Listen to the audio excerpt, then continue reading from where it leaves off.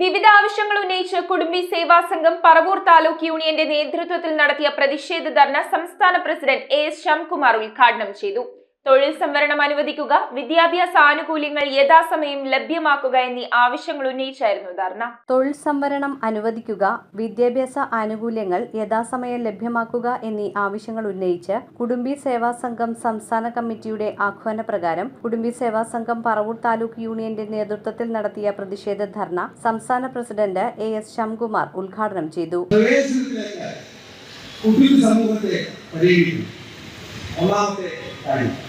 ശുപാർശയെ പരിഗണിച്ച് നടപ്പിലാക്കണം. എനിക്ക് 43 വയസ്സായി. 82-ലാണ് ഞാൻ ജനിച്ചത്. അതിനും 13 വർഷങ്ങൾക്ക് മുമ്പ് 1969 കുടുംബ സമൂഹത്തെ പട്ടികവർഗത്തിൽ ഉൾപ്പെടുത്തുവാൻ വേണ്ടി യശസ്വീനായ ശ്രീ പരമ്പള്ളി ഗോവിന്ദൻ പാർലമെന്റിൽ ബില്ല് അവതരിപ്പിച്ചു. പാർലമെന്റിൽ ബില്ല് അവതരിപ്പിക്കുന്നതിന്റെ കാര്യങ്ങളെക്കുറിച്ച് നമ്മൾ ഈ കഴിഞ്ഞ ദിവസങ്ങളിൽ വിവിധങ്ങളായിട്ടുള്ള ബില്ലുകളെക്കുറിച്ചുള്ള ചർച്ചകൾ ടിവിയിൽ തത്സമയം കാണുമ്പോൾ നമുക്കറിയാം എങ്ങനെയാണ് ഒരു ബില്ല് പാർലമെന്റിൽ നിയമമാകുവാൻ അവതരിപ്പിക്കുകയായിരുന്നു. Paravur taluk union president TS. സുമേഷിന്റെ അധ്യക്ഷതയിൽ നടന്ന പ്രതിഷേധ ധർണയിൽ സംസ്ഥാന general secretary TS. Sarath Kumar മുഖ്യപ്രഭാഷണം നടത്തി. ഓരോ ജനവിഭാഗങ്ങളായി നൂറ്റാണ്ടുകൾക്ക് മുമ്പേ തരംതിരിച്ചുകൊണ്ട് ആ വിഭാഗത്തിൽപ്പെടുന്ന ജനവിഭാഗങ്ങളെല്ലാം ആ വിഭാഗത്തിൽപ്പെടുന്ന അംഗങ്ങൾ എല്ലാം തന്നെ അത്തരത്തിലുള്ള തൊഴിലുകൾ മാത്രം ചെയ്താൽ മതിയെന്നും മറ്റു ഇതര വിദ്യാഭ്യാസ മേഖലകളിലേക്കോ തൊഴിൽ മേഖലകളിലേക്കോ ഒന്നും തന്നെ കടന്നു ചെല്ലേണ്ടതില്ലെന്നും